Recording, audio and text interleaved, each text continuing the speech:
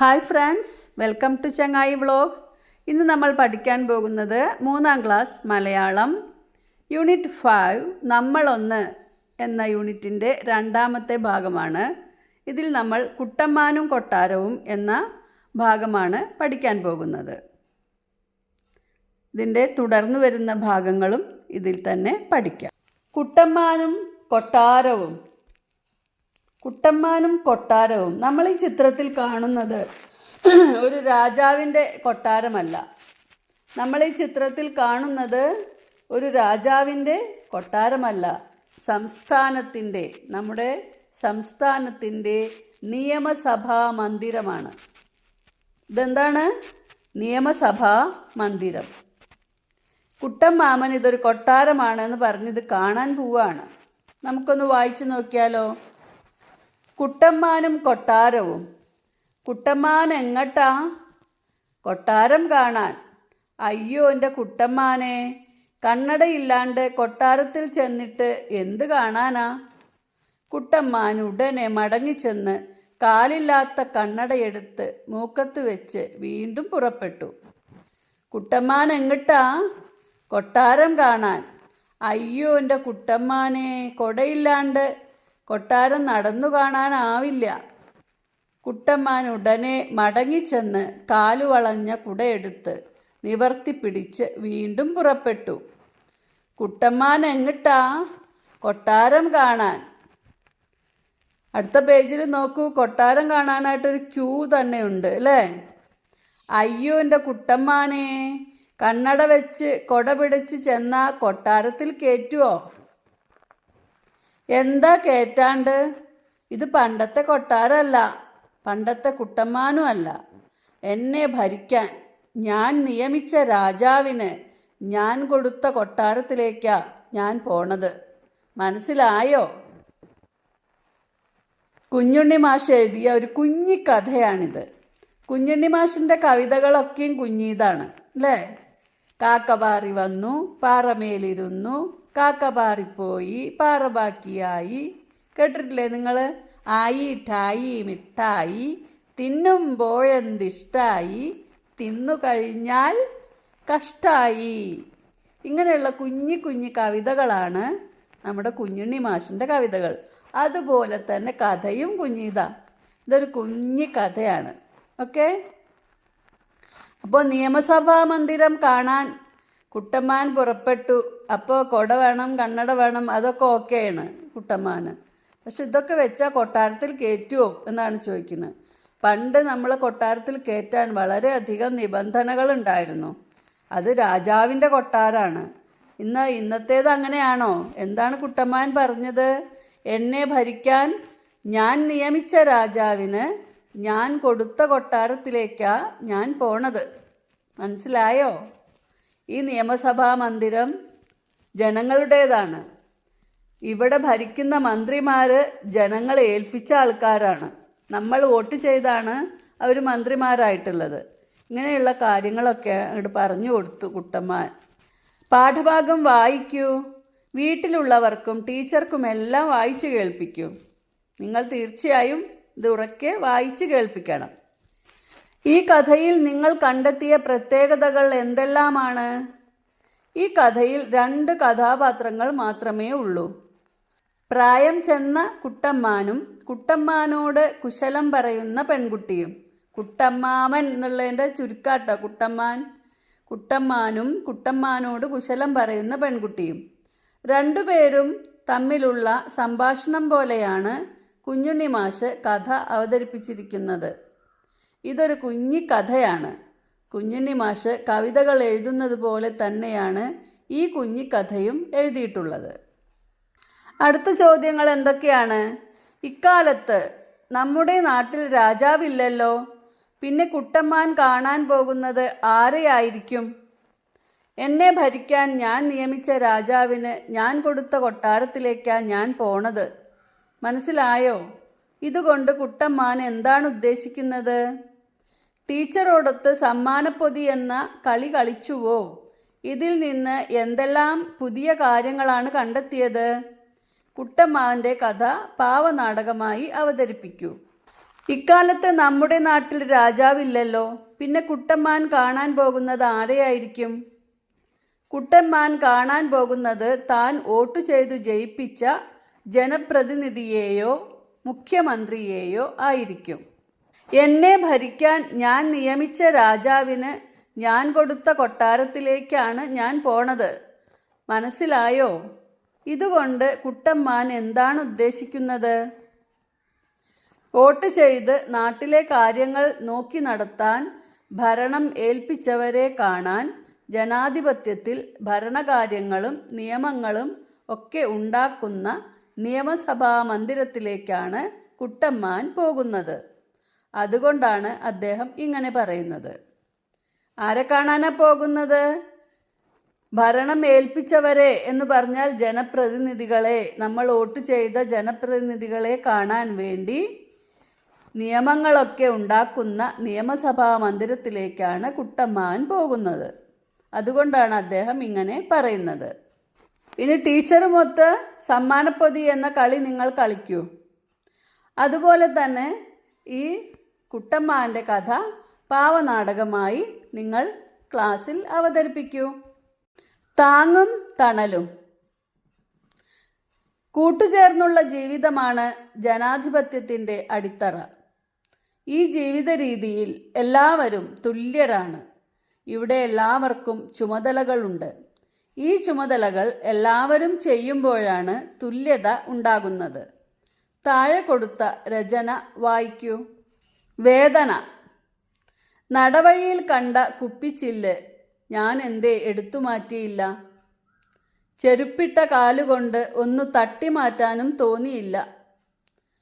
തൊട്ടു പിന്നാലെ വന്ന ഏതോ ഒരു കുഞ്ഞിക്കാലടിയിൽ അത് കുത്തിക്കേറിയിട്ടുണ്ടാവില്ലേ. വാവിട്ട നിലവിളിയോടെ വഴിനീളെ ചോരയൊലിപ്പിച്ച് ഒറ്റക്കാലിൽ തത്തി തത്തി എൻ്റെ അമ്മേ. സുകേതു എന്ന ആളാണിത് എഴുതിയിട്ടുള്ളത്. ഇതൊരു ഗദ്യ കവിത പോലെ നമുക്ക് വായിക്കാം. നടവഴിയിൽ കണ്ട കുപ്പിച്ചില്ല് ഞാൻ എന്തേ എടുത്തു മാറ്റിയില്ല. ചെരുപ്പിട്ട കാലുകൊണ്ട് ഒന്ന് തട്ടി മാറ്റാനും തോന്നിയില്ല. തൊട്ടു പിന്നാലെ വന്ന ഏതോ ഒരു കുഞ്ഞിക്കാലടിയിൽ അത് കുത്തിക്കേറിയിട്ടുണ്ടാവില്ലേ. വാവിട്ട നിലവിളിയോടെ വഴിനീളെ ചോരയൊലിപ്പിച്ച് ഒറ്റക്കാലിൽ തത്തി തത്തി എൻ്റെ അമ്മേ. പൊതുവഴിയിലെ കുപ്പിച്ചില്ല് എടുത്തു മാറ്റുന്നത് നമ്മുടെ ചുമതലയാണോ? എന്താണ് നിങ്ങൾക്ക് തോന്നുന്നത്? നമ്മൾ ആ കുപ്പിച്ചില്ല് കണ്ടു കഴിഞ്ഞു. എന്നാൽ നമ്മുടെ പുറകെ വരുന്ന ആൾ ചിലപ്പോൾ ആ കുപ്പിച്ചില്ല് കണ്ടുകൊള്ളണമെന്നില്ല. അപ്പോൾ അദ്ദേഹത്തിന് എന്തായാലും മുറിവേൽക്കും. ആ മുറിവിന് ഉത്തരവാദി നമ്മൾ തന്നെയല്ലേ? അതുകൊണ്ട് പൊതുവഴിയിലെ കുപ്പിച്ചില്ല് എടുത്തു മാറ്റുന്നത് നമ്മുടെ ചുമതല തന്നെയാണ്. എൻ്റെ അമ്മേ എന്ന് ആരായിരിക്കും നിലവിളിച്ചത്? കാലിൽ കുപ്പിച്ചില്ല് കൊണ്ട കുട്ടിയോ? അതോ കുപ്പിച്ചില്ല് കണ്ടിട്ടും വഴിയിൽ നിന്നും മാറ്റിയിടാത്ത ആളോ? എന്താണ് നിലവിളിക്കാൻ കാരണം? ആരാണ് ഇവിടെ നിലവിളിച്ചത്? കുപ്പിച്ചില്ല് എടുത്തു മാറ്റാതിരുന്ന ആളാണ് നിലവിളിച്ചത്. നിലവിളിക്കാൻ കാരണം എന്താണ്? കണ്ടിട്ടും എടുത്തു മാറ്റാതിരുന്ന ആ കുപ്പിച്ചില്ല് തൻ്റെ തൊട്ടു പിന്നാലെ വരുന്ന ഏതെങ്കിലും ഒരു കുഞ്ഞിക്കാലിൽ കുത്തിക്കയറിയിട്ടുണ്ടാവുമോ? അത് ഒറ്റക്കാലിൽ ചോരയൊലിപ്പിച്ചുകൊണ്ട് തത്തി നടക്കുന്ന കാര്യം ഓർത്തിട്ടാണ് എൻ്റെ അമ്മോ എന്ന് നിലവിളിക്കാൻ കാരണം. അത് ഓർത്തപ്പോൾ തന്നെ ഒരു കുഞ്ഞിൻ്റെ, നിങ്ങളെപ്പോലെയുള്ളൊരു കുഞ്ഞ് അതിൽ വന്ന് അതിൽ ചവിട്ടി ചോര ഒലിച്ച് നടക്കുന്ന ചിത്രമാണ് നമ്മൾ കാണുന്നത് അല്ലേ? അത് ഓർത്തപ്പോൾ തന്നെ അയാൾക്ക് എൻ്റെ അമ്മേ എന്നുള്ള നിലവിളി വന്നു. അടുത്തത് നോക്കൂ. എല്ലാവരും കുപ്പിച്ചില്ലു കാലിൽ കൊള്ളാതെ നടക്കണം എന്ന് പഠിപ്പിച്ചാൽ പോരെ? നാം വഴിയിലെ കുപ്പിച്ചില്ല് എടുത്തു കളയുന്നത് എന്തിനാണ്? കുപ്പിച്ചില്ല് കാലിൽ കൊള്ളാതെ നടക്കണമെന്ന് എല്ലാവരെയും പഠിപ്പിക്കുന്നതിനേക്കാൾ എത്രയോ എളുപ്പമാണ് ആദ്യം അത് കണ്ടയാൾ എടുത്തു മാറ്റുന്നത്. അതല്ലേ നിങ്ങൾക്ക് തോന്നുന്നത്? എല്ലാവരോടും പറയണം നമുക്ക് കുപ്പിച്ചില്ല് കാലിൽ കൊള്ളാതെ നടക്കണേ, അത് നോക്കണേ. എത്രയൊക്കെ നോക്കണമെന്ന് പറഞ്ഞാലും ചിലപ്പോൾ ആ ശ്രദ്ധ കൊണ്ട് നമ്മുടെ കാലിലത് തറയ്ക്കാം. അപ്പോൾ ആദ്യം അത് കണ്ടയാൾ അത് എടുത്തു മാറ്റി. ഇപ്പം നമ്മൾ ചെരുപ്പിട്ട് നടക്കുന്ന ഒരാൾക്ക് നേരത്തെ പറഞ്ഞ പോലെ തന്നെ ഒന്ന് തട്ടി ഒരരികത്തേക്ക് മാറ്റിയിടെങ്കിലും നമ്മൾ ചെയ്യണം. അത് നമ്മുടെ കടമയാണ്. വഴിയിലെ കുപ്പിച്ചില്ല് എടുത്തു കളയുന്ന കാര്യം മാത്രമാണോ ഈ രചനയിൽ പറയുന്നത്? മറ്റെന്തെല്ലാം സൂചിപ്പിക്കുന്നുണ്ട്? തൻ്റെ ഉത്തരവാദിത്തമില്ലാത്ത പെരുമാറ്റം മൂലം മറ്റൊരാൾക്ക് അപകടമുണ്ടാകുന്നതിന് കാരണമായി എങ്കിൽ അതിനുത്തരവാദി താൻ തന്നെയായിരിക്കും എന്നാണ് ഈ രചന നമ്മളെ ഓർമ്മിപ്പിക്കുന്നത്. ഇപ്പോൾ അയാളുടെ ഉത്തരവാദിത്തമാണ് ആ കുപ്പിച്ചില്ല് തട്ടി അവിടുന്ന് മാറ്റിക്കളയുക എന്നുള്ളത്. അത് ചെയ്യാത്തത് കൊണ്ട് മറ്റൊരാൾക്ക് വേദനിക്കേണ്ടി വന്നെങ്കിൽ ആ വേദനയുടെ ഉത്തരവാദി ആരാണ്? നമ്മളാണ്. അതുകൂടാതെ ജനാധിപത്യത്തിൽ ഓരോ ആളും ഏറ്റെടുക്കേണ്ട ഉത്തരവാദിത്വം ഏറ്റെടുക്കണം എന്നും നമ്മളെ ഓർമ്മിപ്പിക്കുന്നു. ഓരോ പൗരനും ഒരുപാട് കടമകളുണ്ട്, അത് നമ്മൾ ചെയ്തിരിക്കണം എന്നും നമ്മളെ ഓർമ്മിപ്പിക്കുന്നു. കുപ്പിച്ചില്ല് വഴിയിൽ നിന്നും മാറ്റിയിടാതെ പോയ മനുഷ്യൻ ചില്ല് തട്ടി കാലിൽ മുറിവ് പറ്റിയ കുട്ടിക്ക് എഴുതുന്ന കത്ത് എപ്രകാരമായിരിക്കും? എഴുതൂ. ഇപ്പോൾ കുപ്പിച്ചില്ല് തട്ടി മാറ്റിയിടാതെ ഒരാൾ പോയി അല്ലേ, അയാളുടെ മനസ്സിലുണ്ട് ഇത് വല്ല കുട്ടിയുടെയും കയൽമ തട്ടുമോ എന്നുള്ള ഒരു പേടിയും ഭയവും ഒരു വേദനയൊക്കെ ഉണ്ട്. അയാൾ ഈ കുപ്പിച്ചില്ല് തട്ടിക്കഴിഞ്ഞ ആ കുട്ടിക്ക് എഴുതുന്ന കത്ത് എങ്ങനെയായിരിക്കും? പ്രിയപ്പെട്ട കുട്ടി, അതിൻ്റെ പേരൊന്നും നമുക്കറിയില്ല. പ്രിയപ്പെട്ട മോളെ, എന്ത് വേണമെങ്കിലും എഴുതാം അല്ലേ. പ്രിയപ്പെട്ട കുട്ടി, ഞാൻ ഇന്നലെ കടയിലേക്ക് പോകുമ്പോൾ ആ കുപ്പിച്ചില്ല് വഴിയിൽ കിടക്കുന്നത് കണ്ടിരുന്നു. എൻ്റെ പിന്നാലെ വരുന്ന ആരെങ്കിലും അതിൽ ചവിട്ടുമോ എന്ന് ഞാൻ അപ്പോൾ ഓർത്തതേയില്ല. എന്നാൽ നിന്റെ കുഞ്ഞിക്കാലിലാണ് ആ കുപ്പിച്ചില്ല് കുത്തിക്കയറിയത് എന്നറിഞ്ഞപ്പോൾ എൻ്റെ മനസ്സിന് വല്ലാത്ത വിഷമം തോന്നി. കുറ്റബോധം കൊണ്ട് എൻ്റെ തല കുനിഞ്ഞുപോയി. കുട്ടി, നിന്റെ കുഞ്ഞിക്കാലിൽ മുറിവ് പറ്റാൻ കാരണം ഞാനാണല്ലോ എന്നോർത്തപ്പോൾ എനിക്ക് എന്നോട് തന്നെ ദേഷ്യം തോന്നി. ഇനി ഒരിക്കലും ഞാൻ ഇങ്ങനെ ഉത്തരവാദിത്വമില്ലാതെ പെരുമാറില്ല. നിന്റെ കാലിലെ മുറിവും നിന്റെ വേദനയും പെട്ടെന്ന് സുഖമാകട്ടെ എന്ന് ഞാൻ പ്രാർത്ഥിക്കുന്നു എന്ന് സ്നേഹത്തോടെ എഴുതിയ ആളുടെ പേര്. ഇങ്ങനെയാണ് നമ്മൾ ആ കുട്ടിക്ക് ഒരു കത്ത് എഴുതുന്നത്. ഓക്കെ, ഈ പേജിൽ നൽകിയ 2 ചിത്രങ്ങൾ ശ്രദ്ധിച്ചുവോ? അവയെ അടിസ്ഥാനമാക്കി ഒരു കുറിപ്പ് എഴുതൂ. ശ്രദ്ധിച്ചോ നിങ്ങൾ ഈ 2 ചിത്രങ്ങളും? ഒന്നാമത്തെ ചിത്രത്തിൽ ബസ്സിൽ കയറാനായി ക്യൂ നിൽക്കുന്നവരെ കാണാം. അതിനിടയിലൂടെ ഒരാൾ നുഴഞ്ഞു കയറുന്നതും കാണാം. എന്നാൽ ഒരു കാല് മാത്രമുള്ള ഒരു ഭിന്നശേഷിക്കാരിയായ പെൺകുട്ടി തിരക്കിൽ നിന്നും ഒഴിഞ്ഞ് പുറകിലായി നിൽക്കുന്നതും കാണാം. ഉത്തരവാദിത്ത ബോധവും ജനാധിപത്യ ബോധവും ഉള്ളവരാണെങ്കിൽ ഭിന്നശേഷിക്കാരിയായ ആ കുട്ടിയെ ആദ്യം ബസ്സിൽ കയറ്റിയിരുത്തുമായിരുന്നു. അപ്പോൾ അവിടെ നിൽക്കുന്നവർക്ക് ആർക്കും തന്നെ ഉത്തരവാദിത്തവും അതുപോലെ ജനാധിപത്യ ബോധവും ഇല്ല എന്ന് നമുക്ക് മനസ്സിലാക്കാം. രണ്ടാമത്തെ ചിത്രം എന്താണ്? വീട്ടിലെ മാലിന്യം പൊതു ഇടങ്ങളിൽ വലിച്ചെറിയുന്ന ചിത്രമാണ് രണ്ടാമത്തേത്. വീട്ടിലെ മാലിന്യം വീട്ടിൽ തന്നെ സംസ്കരിക്കുമ്പോൾ അത് വീടിനും നാടിനും ആരോഗ്യമുള്ള ഒരു ജീവിതത്തിന് അവസരമൊരുക്കുന്നു അല്ലേ. നമ്മുടെ വീട്ടിലെ മാലിന്യം നമ്മുടെ വീട്ടിൽ തന്നെ സംസ്കരിക്കണം. ഒരു ചെറിയ കുഴി കുത്തി മൂടുകയോ അല്ലെങ്കിൽ അത് മാലിന്യം സംസ്കരിക്കാനായുള്ള പാത്രത്തിൽ ഇടുകയോ എന്തെങ്കിലും ചെയ്യുകയാണെങ്കിൽ അത് ആരോഗ്യമുള്ള ഒരു ജീവിതത്തിനാണ് ഇടയാക്കുന്നത്. എന്നാൽ പൊതുവഴിയിൽ മാലിന്യം വലിച്ചെറിയുന്നതിലൂടെ ദുർഗന്ധവും അതുവഴി പകർച്ചവ്യാധികളും നാട്ടിൽ പെരുകുന്നു. ദുർഗന്ധം കൊണ്ട് മൂക്ക് പൊത്തി നമ്മൾ ചിലപ്പോൾ നടക്കേണ്ടി വരും അല്ലേ. അതുപോലെ അതിൽ നിന്ന് പകർച്ചവ്യാധികളും ഉണ്ടാകും. മാലിന്യം വലിച്ചെറിയുന്നവർക്കും അത് സാരമായി മാറാം എന്ന കാര്യം മറക്കരുത്. ഈ വലിച്ചെറിയുന്ന ആൾക്കും ഇതിൽ നിന്നുള്ള പകർച്ചവ്യാധികൾ പിടിപെടാം.